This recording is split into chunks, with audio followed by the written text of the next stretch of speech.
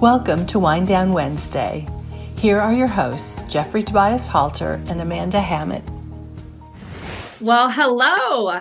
Today on Wind Down Wednesday, we're going to be talking about National Coming Out Day, which happens to be next week. And to celebrate that, we're very excited to have Ashley T Brundage with us to talk about the role that each of us can play in creating a diverse and inclusive workplace. My name is Amanda Hammett, and today I am being very good and I'm rehydrating with some water. I've had a rough start to my week. But Jeff, I hope you've had a better week. What are you drinking today? Yeah, I'm relaxing. It's fall. The weather's starting to turn. I'm relaxing with a nice Italian Valpolicella. So very yummy for this time of year. So, and I wanted to open a special wine because we have a very special guest. It's my honor to introduce Ashley Brundage. Ashley is the founder and president of Empowering Differences. Her personal story of inclusion is inspiring. Beginning when she decided to self-identify during job interviews as a male to female transgender woman. She fought through homelessness, discrimination, and harassment to find employment as a teller at a major US-based company. Over the next 5 years, she rose through the organization to become a vice president with a national diversity and inclusion team. Today, Ashley speaks about her transition, workplace equality, empowerment, and leadership principles. Well, Ashley, welcome to Wind Down Wednesday. And what is your beverage of choice? Big topics. I know, right? Like we were ready. It's midweek. I'm so ready. I've got my wine here. And I'm going to take a page from Mr. Jeffrey Tobias Halter and say that I have a very special glass of red wine that is actually Rioja from Spain. Love it. And what better way to wind down on a Wednesday than with some really nice Spanish red? That's awesome. That's actually one of Amanda's regular go-tos. So she loves Spain. I'm a little jealous.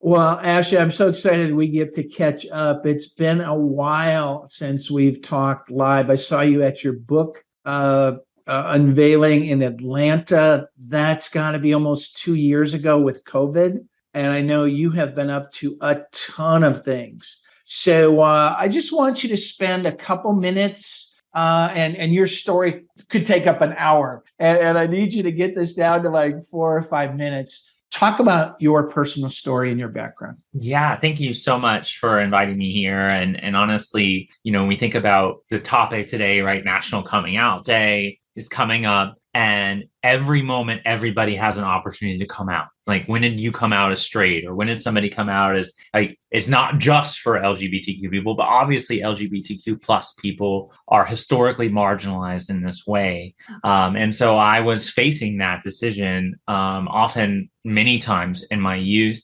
And then finally, I reached a breaking point where I was going to have to find employment at the entry level position. And that's when I realized that no longer did it make sense to get hired and hide my authenticity to get paid $9 an hour.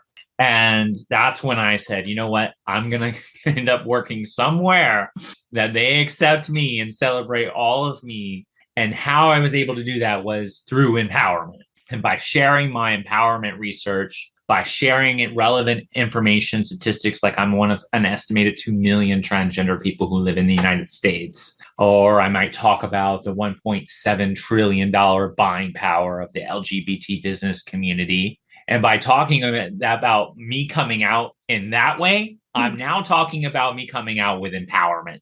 And I can change someone's mind by giving them relevant power number statistics, which power is one part of my empowerment research. But then I can also give them the heartstrings about what it's like to overcome harassment, discrimination, and homelessness, which is where we get to the authority portion of our existence in society. And those points in empowerment around authority and power is literally what the basis is of my company that I do today, is help organizations really understand how to connect through empowerment as a way to drive change for their employees, but also systematically for the broader organization. Because if you think about Who doesn't want more empowerment in this world? I can't wait to meet that person. I have not yet found them. And then differences also apply to everybody. You have an opportunity to come out, especially during this time frame, being in Disability Employment Awareness Month also. And I have a hidden disability that I don't always come out about. So coming out day is a lot of opportunities. Obviously, it was started specifically for the LGBTQ plus community, but it has so many bigger ramifications and connections to empowerment of people. And that's what my organization does now, is really help people understand this connectivity to why empowerment and how to use it and how to leverage it. Okay. Wow. Okay. There's so much to unpack there. And I love this. And Jeff was right. We could have had a whole 2-hour conversation about your background and your story. And I'm kind of wishing we had 2 hours here to do that. But let's break this down a little bit further. So next week, as we mentioned, is National Coming Out Day.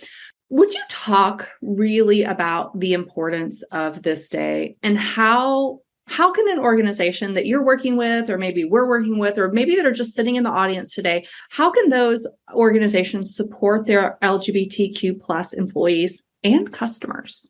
Yeah, I think it starts with making a commitment, and not just, oh, we're going to be better, or like a verbal commitment, an actual commitment with some power behind it. And that might be sponsoring a community-based organization. It might be bringing in an expert who can really help, because the visibility is part of coming out. It's what really makes all the difference. And every time I show up in an organization, I always get the, wow, we didn't know that we had X amount of transgender employees, or we didn't know that it would go this well, or that our broader leadership team would resonate with your message. But coming out is that opportunity really to highlight this space around people who are intersectionally different. And it can really bring a lot of power. So I think strategic investments is important. Investments in speakers, investments in community-based organizations. So if you're not a member of your local LGBT Chamber of Commerce, that would be a great way to do that. If you don't volunteer or give resources to the local LGBT community center where you live, you can go to centerlink.org, and that would tell you exactly where the closest one is. And every single LGBT center has programming and resources that need your support. Some things are grant funded, but many things are not grant funded that they actually do that changes lives. I was lucky to find an LGBT center and walk in the door and find there was a support group. And support groups have people that are unpaid typically to be there. So think about how your impact could actually literally systematically change the way that people have the ability to move about the society. So, you mentioned this a little bit at the beginning. Let's talk about your book. It's been out for a few years now. It's part personal story, but it's also amazing research. And you've already dropped a ton of data points. And, in our work doing allyship, it's a head and a heart. And your book really lays that out. And so talk about some of the research behind your book and a couple key points you want to leave our listeners with. Yeah, definitely. The research is so important. And you mentioned head and heart. And of course, so heart is the authority of empowerment. Like if you dissect empowerment, by definition, it is authority and power connected to people. Nowhere in there is their corporation. So like you could have the people who work for a corporation can drive empowerment, and people can receive empowerment, but it still comes down to people. So I think that that's part of my framework in the book, is delineating those two things from each other. The authority being the heart, and then the power being the numbers and the data and the mindset. So that's one part of this. And then I think the other thing that really comes from my research, which is really exciting, is the leadership actions that you can do to drive empowerment faster for all of our differences that we have as a human. So I studied each of the 10 differences, and from gender to physical ability or attributes to social economic class status, age. All of these things are things that make us different, but they're commonalities as well that can bring us together. And they come together through leadership principles that I call empowering actions. And those actions can actually be prioritized. And that's what came from my research, is the prioritization of which leadership's actions you can do to drive empowerment faster. So when someone gets to the end of the carrot upon reading my book, Empowering Differences, in chapter 20, they'll find the research report hidden because they had to work really hard to find empowerment. And that's where it's at. Can you tease our listeners just a little? Because we're going to give how they order the book. Yes. But give us just a tease on what's in chapter 20. Well, gender is our biggest intersection between your work and my work. Yep. And so if you're thinking about wanting to drive empowerment faster through your leadership actions, then you better do lots of inclusion. You better do lots of education. And then the third and most powerful leadership action that you can do to drive empowerment through gender would be access. And access, of course, is that leadership action that then leads to equity. And everybody's always passionate about driving equity and wanting to do pay equity and gender equity, but health equity, right? Literally, there are lots of things in there that address for gender, all in that same construct. So those would be the top three that you'll find from the research. Fantastic. Okay. So I want to shift gears just a little bit here, and we're going to go into another written piece. Now, this was actually, you were interviewed recently for a LinkedIn article titled, "What Skills Do Managers Need?" And we're going to link this in the show notes and all of that good stuff. But in that article, you noted that leaders can achieve empowerment for themselves and their employees in steps. Yes. So, yes. How can you explain that to our listeners? How does this work exactly? Yeah. So empowerment always starts and ends with you. Shocker. I'm not boiling the ocean here, but at the end of the day, you have to really answer open-ended questions. So I actually created an empowerment self-assessment that helps the manager think about how they can drive empowerment for people, because it's not a computerized assessment. There's and nothing against computerized assessments, but you have to hold on to these answers yourself and hold yourself accountable, because only you can decipher what is empowering. Someone can't tell you, oh, by the way, this is going to be empowering, you better do it. No, you have to figure that out for yourself. And then step 2 is to know others. And that's where learning about differences is so important. That's why you have all the 10 differences. Right? While we all have gender on this discussion, right? Some of our gender are very different than others. Yeah. We all have a race. We all have ethnicity. We all have social economic class. We all have sexuality. All of these things we all have. So how do you learn about them? And then how do you decipher whether you have a privilege or disprivilege based on the circumstances that you're navigating in? So that's a big part of it. And then step 3 is to build a strategy. So I call it developing your strategy for empowerment. That's where you'll start to realize, okay, how do I utilize, is this me doing more self-empowerment because maybe I have a disprivilege, or should I be using my privilege to empower somebody else? And then the 4th step is those 10 empowering actions that I was teasing earlier. They drive all of the leadership actions that you can do to be a great manager.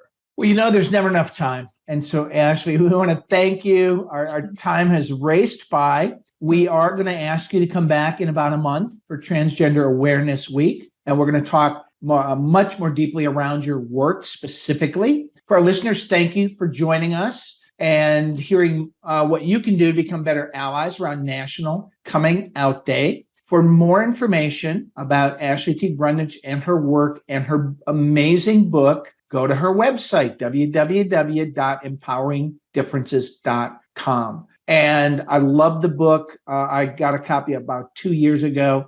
And for allies, it's action steps, it's practical information, and it's really a powerful business book told through a very unique and empowering lens. So, Ashley, thank you for coming on, and we'll have you back in about a month. Cheers. Cheers. Thanks again for joining us for Wind Down Wednesdays, a contemporary midweek discussion on current workplace and marketplace issues with a focus on diversity, inclusion, intersectionality, and equality. I'm Amanda Hammett, and on behalf of myself and Jeffrey Tobias Halter, thanks so much for joining us, and we'll see you in the next episode. Thank you for joining us for Wind Down Wednesday. If you like this episode, please subscribe to receive more episodes straight to your inbox.